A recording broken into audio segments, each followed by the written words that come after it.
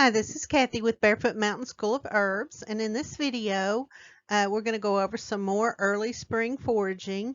This is part 3. We're getting a little bit close to mid-spring now, so we'll probably start those next.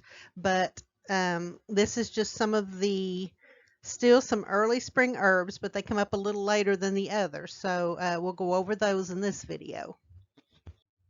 The information presented in this video is for educational purposes only.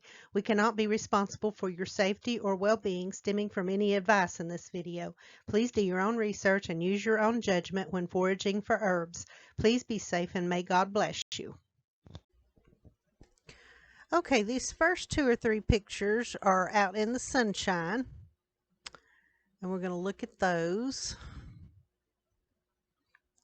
Okay, the first thing we see, of course, right in here, we have yarrow growing. You see it's starting to get stalks on it. Dandelion back here. And these, of course, are daisy fleabane. And here's some daisy fleabane that's kind of grown up and starting to bloom. And that looks like about what we have in here. It's a bunch of daisy fleabane, but we have our yarrow growing. Okay.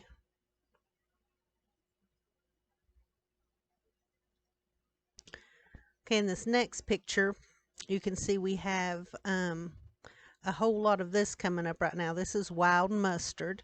It's kind of a good wild edible. The greens are better, but they say that you can take the seeds and make them into a prepared mustard, just like regular mustard seeds. So I'd like to try that this year.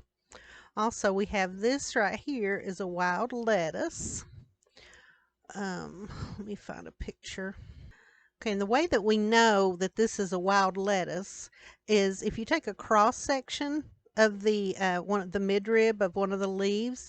Number one, you can see the sap coming out here, but number two, it's in like a V shape or like a teepee shape. If it was a dandelion or a chicory or something like that, we would have a U shaped, kind of like an igloo. And you wouldn't have the white sap coming out of it. And of course, in this picture, we also have some white violets down in here. You can't really see the leaves very well, but they do have the heart-shaped leaves, so you can tell that they are white violets.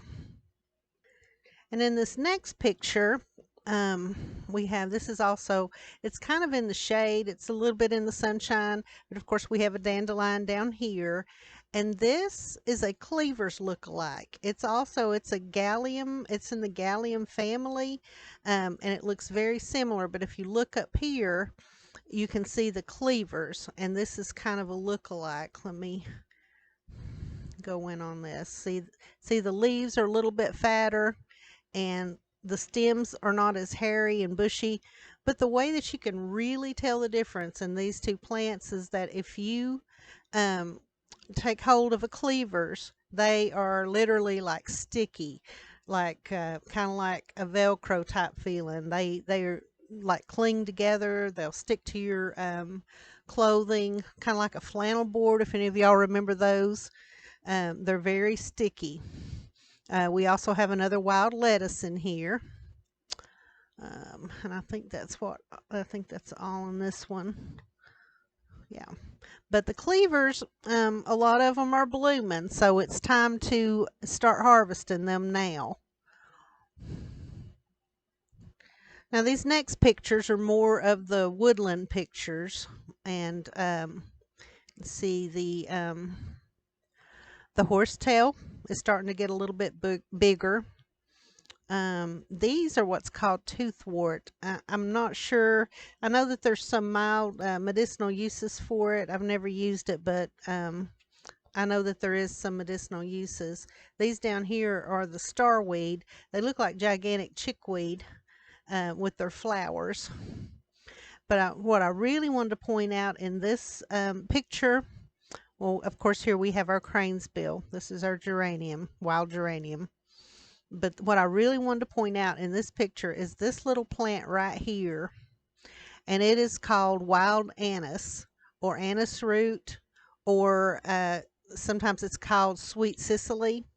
But there's another plant that's also called that. This one, they are like very aromatic. If you pull the root up, they smell a lot like anise. To me, they smell like licorice, and they are able to be used interchangeably with licorice root. And they're an adaptogen, and they really, you have to smell of the root to see how medicinal they actually are. Some of them are very strong, and some of them have very little scent at all. So what you want to do is just dig up the root and sniff it. So um, and this one is, it just smells so good. So I just wanted to point this one out because in our area, licorice root does not grow, at least as a perennial. So these are very valuable. I wanted to get you a little close up of this too. You can see they're very hairy because they do, you know, a little bit resemble poison hemlock. So you want to make sure that they do have the hair on the stems and that you're differentiating between that and the poison hemlock. But the smell of the root is what's really going to identify this. Okay, and I also Googled it so that you all could see how that the flowers look. And also here, I can't pronounce it, but it's Osmariza longistylis. We also have a Claytoni, Osmariza Claytoni in the area. Both of them, they're very similar. Some people even think they're the same species. So um, but you can really tell how strong they are by the scent of the root. If they smell like licorice or anise root, then they have, you know, pretty strong medicine in them. And this next one, of course, it just has the horsetail in it again. You can see. A lot of people are asking about this. This is golden groundsel or ragwort, and right now you'll see it just about everywhere. And this next one is another woodland picture. We'll zoom in and see there's lots of stuff in here. This, of course, is our cranesbill. This is a wild ginger. Now, it's a different plant than the ginger that you get at the grocery store, but it does have a whole lot of the same scent and a whole lot of the same uses. So the pioneers and the colonial people used it just like they did the ginger at home. Let's get a picture of that. Okay, this is a picture of wild ginger close up. It's kind of thick, and of course, if you pull up a root of this, it will smell like ginger. It's very sweet smelling. Um, a lot of people use it in teas. It does take a whole lot because, you know, once you grate up the root to dry it, it does kind of dehydrate very small, but it is very aromatic and it's very medicinal if you want to process some of that. Okay, and also in this one, we have these are, I think they're false Solomon seal. Um, they have, this one has a bloom at the end.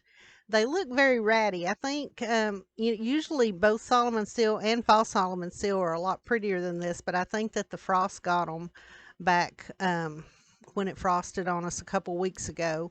But you can tell by the flower coming out the front that they're false Solomon seal.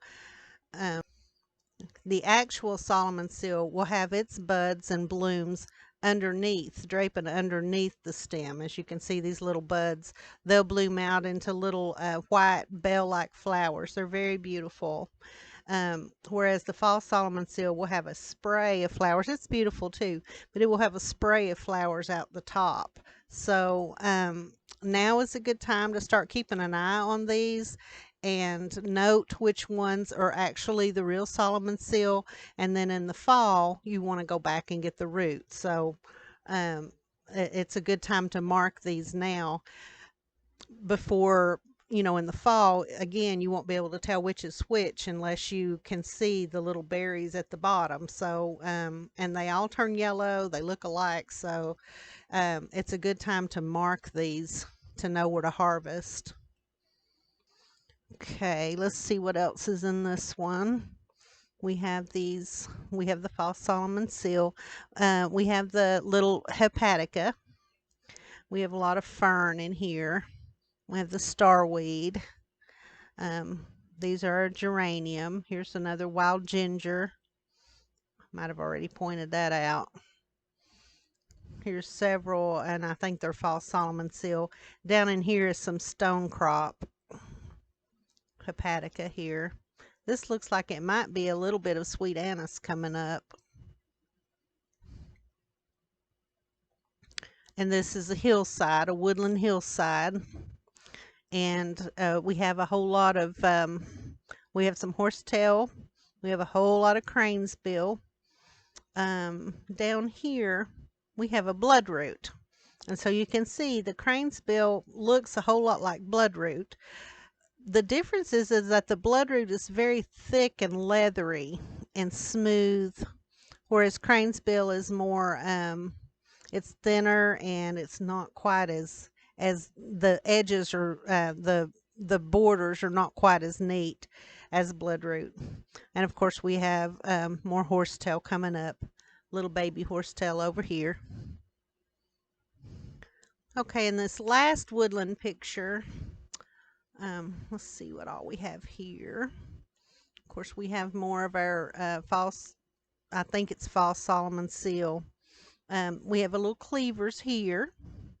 Some more of the little sweet anise. Of course, the ferns. These are the Christmas ferns. They're not the good kind of fiddleheads. All fiddleheads are edible, but not all are tasty. So this is one that is not tasty. I've tried it, believe me. Yes, this is a sweet anise here. Another little cleavers. And then we have some more stone crop in here. This is hepatica and cranesbill.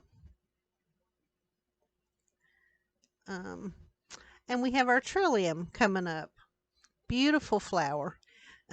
This is Trillium, the white Trillium, Trillium grandiflorum. And it's not, Trillium is endangered to an extent. This one is not as bad as the others. And there is some research, a whole lot of research, where it's a great antifungal, especially these new resistant funguses that are causing some problems. They've been found to be efficient against those.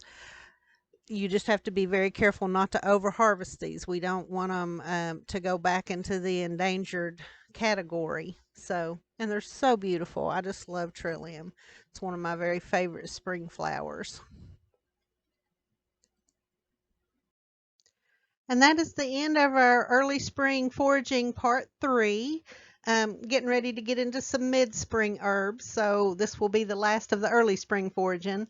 I hope you enjoyed it, and I hope you learned. And if you have any questions, just put them in the comments. Thank you for watching, and God bless you.